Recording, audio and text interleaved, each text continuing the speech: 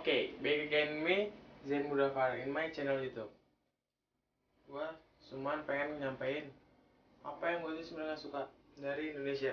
Cuma satu, itu masalah public transportation atau kendaraan umum. And by the way, see, I got these things. Certificate of achievement from things. Dude, it's scared. I don't know what's for. Sekali lagi. Jadi kendaraan umum di Indonesia itu ada banyak. Mulai dari bajai, ojek, angkot, bis umum, motor, mobil. Itu kendaraan umum di Indonesia. Dan masih banyak yang lain, beca. Di sini mungkin gue bakal ngomongin yang namanya kendaraan tradisional, kayak angkot, bajai, bis umum, beca, dan lain-lain mungkin yang masih bersifat itu masih kendaraan lama, bukan seperti yang KRL, LRT, atau Gojek, Grab, Uber. There's many things of it. New improvement in Indonesia public transportation, and I don't want to talk about it actually. I want to talk about the traditional vehicle. Jadi, yang mau ngomongin pertama kali tentang transportasi umum adalah tentang masalah kemacetan.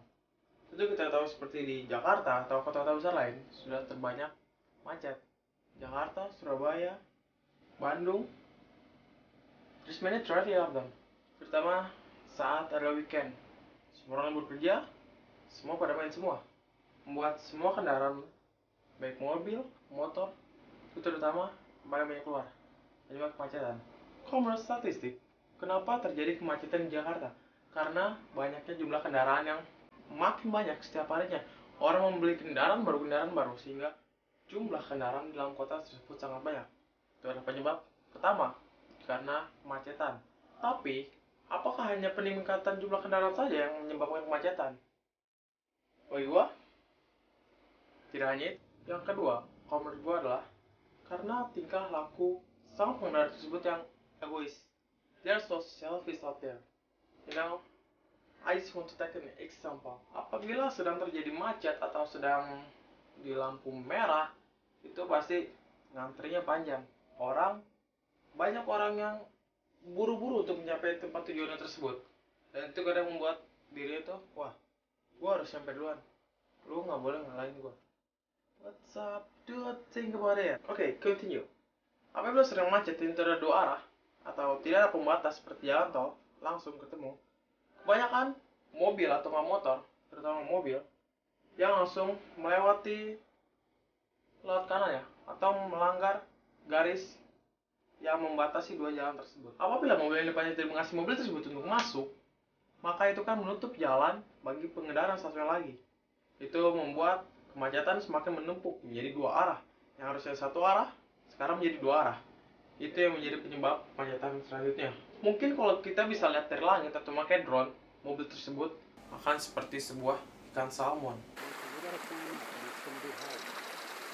Yang ketiga, yang menjadi sebuah penyebab kemacetan di Indonesia. Mungkin ini kurang berlaku di kota-kota seperti Jakarta, soalnya Jakarta mempunyai akses jalan tol dari waktu memasuki Jakarta sampai ke ujung Jakarta lagi. Jadi mungkin ini tidak terlalu terlihat di Jakarta. Mungkin akan terlihat seperti di kota gua, di Bogor. Itu akan terlihat. Karena di Bogor itu banyak sekali yang namanya kendaraan umum. Means like transportasi umum. Angkot, bis umum, ojek, bis umum seperti namanya Kopaja, Metro Mini, Mini Arta, dan ya masih banyak lagi nama-nama bis umum lainnya di Indonesia ini, termasuk di Bogor. Di Indonesia sudah banyak halte-halte untuk menampung penumpang yang ingin menaiki angkot ataupun sebuah bis. Tetapi sang pengendara tersebut atau pengemudi angkot, pengemudi bis, mereka tidak memedulikan hal tersebut. Mereka hanya menghiraukan saja. Sang pengendara angkot, pengendara bis, mereka ngetem di mana saja seperti yang mereka mau, di tengah jalan kah. Dan itu yang gue sebel lagi adalah angkot itu atau bis, mereka berhentinya mendadak. Oh my god, that's so terrible, man. Why you do that? Dan itu adalah penyebab kenapa kemacetan terjadi. You know why? Because kebanyakan kalau di gua, lebih spesifik lagi, gua berada di Cibinong, itu angkot mencapai, harusnya jalan itu bisa untuk 4 mobil. 4 car can through this road, but angkot ngetem, 3 jalur diambil oleh angkot, dan itu oh my god, cuman sisa 1 jalur. Bisa apa mobil lewat situ? Car can through there, but tapi kan sebelumnya udah ada 4 jalur, kemudian menjadi 1 jalur. Itu menjadi sebuah masalah kemacetan. Karena untuk menjadi 1 jalur itu butuh waktu. Orang akan mengambil waktu terus masuk untuk melewati barisan para angkot yang ngetem tersebut. And that sucks, dude. And the most weird about tentang pengendara angkot atau pengendara bis, apabila mereka ngetem dan sudah membuat kemacetan yang panjang, mereka seakan tidak memedulikan semua ini. Gue nggak tahu kenapa ini terjadi. Mereka tahu itu terjadi sebuah kemacetan karena ngetem mereka tersebut, tapi mereka tidak menghiraukannya. Mereka ya diam saja. Dan yang paling gua kesal dari semua ini adalah ada polisi DLLAJ, I don't know that DLLAJ atau di sub, oh my god, I don't know, but they were there, tapi si angkot masih ngetem di situ. Ini berarti masih ada yang namanya ketidaktegasan aparat di Indonesia tersebut ini. That's why Indonesia kendaraan makin banyak dan makin macet. Tuh, coba kalau misalnya si aparat polisi atau dia aja mengurus jalan sedang ada macet begitu, tiba-tiba ada yang namanya angkot. Angkot di Indonesia itu udah terlalu banyak, apalagi Bogor sampai dijuluki kota 1000 angkot. Itu sebenarnya kalau kata wali kota Bimar ya, tidak mencapai 1000 angkot. Cuman karena Bogor yang sudah terlalu banyak terlihat lautan angkot semua warna hijau, Bogor dijuluki sebagai kota 1000 angkot. Dan ya itu karena mereka ngetem sepuasnya, itu membuat kota Bogor itu macet. Dan saya tidak suka itu. Itulah menjadi sebuah penyebab kemacetan di Indonesia, terutama Jakarta, Bogor, atau Bandung. Semua kota-kota besar di Indonesia menjadi penyebab kemacetannya.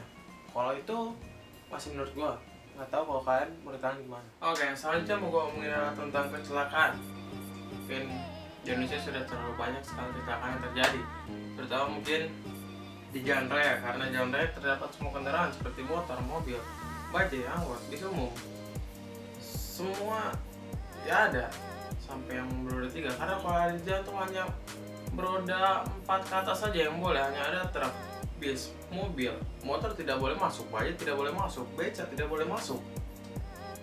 Dan itulah penyebab kenapa sering terjadi kecelakaan di jalan raya.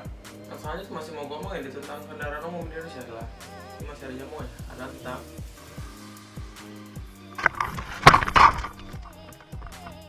kecelakaan yang sering gue dengar di jalanan, mau dari TV, mau dari berita, mau dari mana, atau mungkin gue sering lihat, adalah mengakibatkan oleh motor.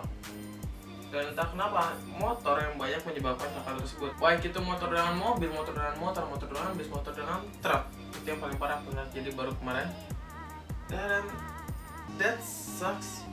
Kenapa motor selalu bukan membuat, kalau menurut gue sendiri, kenapa banyak pengendara motor yang terlibat dalam kecelakaan, terutama di Indonesia di jalan raya maupun di luar negeri. Mungkin banyak juga dari video-video di Instagram, di YouTube, semua terjadi kecelakaan karena motor juga. Banyak motor yang mengakibatkan atau motor yang termasuk sebagai korban tersebut dari kecelakaan. Oke, sekarang ini pendapat tentang gua. Oke, kalian menurut gua, karena gua suka membawa mobil juga, jadi gua bisa tahu perasaan gimana saat mobil tersebut tidak suka saat motor tersebut seperti itu. Dan itu gue bisa tahu. Dan karena gue juga suka bawa motor, jadi gue tahu gimana rasanya apabila gue sedang bawa motor dan mobil itu galau-galan. Nah, situ gue bisa tahu bagaimana perasaan si motor. Jadi gue bisa menyesuaikan gimana saat gue bawa mobil, gue bisa merasakan bagaimana perasaan si motor. Dan gue saat bawa motor, gue bisa merasakan bagaimana perasaan si mobil. Itu menjadi hal yang utama. Atau seperti kita bisa lihat sendiri, kebanyakan orang-orang yang drag race atau balapan tersebut adalah motor-motor begitu, motor yang anehin, banyak kecilin, suara knalpotnya aneh, dan rangkanya saja hampir hilang. Dan gue juga bingung kenapa mereka mau melakukan seperti itu, karena itu kan sebuah perombakan yang sangat besar, bisa membuat mereka ingin kecelakaan. Mereka tidak memikirkan tentang safety mereka tidak memikirkan tentang nyawa mereka hanya memikirkan tentang menang. Mereka tidak menggunakan helm, entah kenapa alasan mereka, mungkin karena rambut mereka panjang, mereka jadi tidak mau memakai helm supaya rambut mereka tetap bagus. Coba lihat rambut aku ini, hilang karena lomba pas kebrak kemarin. Drama yang gue bikin itu tutupinya, karena gue juga merasa malu botak ini. Tidak biasa untuk botak, rambutku biasa panjang. Karena menurut gue banyak pengendara motor yang seperti I don't care to car, and that's suck. Mereka hanya memikirkan mereka sendiri. Seperti halnya apabila mobil itu sudah mau belok karena sudah mengasih sen dari sejak lama, motor dari arah berlawanan tetap masuk. Mereka tidak mau mengasih jalan untuk mobil itu untuk menyeberang. Padahal apabila mobil tersebut masuk, motor tersebut akan menabraknya. Ini paling gue kesel adalah apabila motor menabrak dengan mobil. Karena apabila motor menabrak mobil, motor yang menabrak mobil, bukan mobil yang menabrak motor. Mereka tetap menyalahkan, para pengendara motor tetap menyalahkan mobil tersebut, walaupun mobil tersebut sebenarnya ditabrak oleh motor. Dan mereka bilang, karena badan mobil kamu lebih besar daripada motor aku. Oh my god, that doesn't make any sense, dude. Do you ever think about it? Tidak ada yang salah dengan tersebut. Apabila motor misalnya masuk tiba-tiba ke jalur cepat dan tersebut ada truk itu tidak bisa melihat bagaimana motor itu masuk. Karena kebanyakan motor yang terjadi kemarin tersebut adalah motor yang ditabrak oleh mobil atau truk di Pemda Cibinong. Oh, gue tidak tahu detailnya kayak mana. Pokoknya sama motor tersebut masuk jalur cepat, jadi mau langsung belok, muter arah di U-turn. And dari yang gue sering lihat adalah motor masuk jalur cepat itu langsung masuk ke sebelah jalur paling kanan, bukan menunggu tersebut baru pelan-pelan belok ke kanan. Mereka langsung, dan terutama itu saat sedang belokan, mobil di situ tidak tahu apa yang ada di depannya. Mereka mungkin sedang buru-buru juga, mereka mungkin ada mengebut. Jadi and then just like boom, crash dude. Inilah dapat pertama dari kendaraan umum di Indonesia. Mungkin akan ada part kedua selanjutnya tentang kendaraan umum di Indonesia, dan gua akan ngomongin tentang masalah inovasi baru dalam kendaraan umum Indonesia seperti ojek, Grab, Uber, apa gitu. There's anything that's new in Indonesia about public transportation, and we have still many of it. And then after this, don't forget to like, subscribe, and comment. And thank you for watching.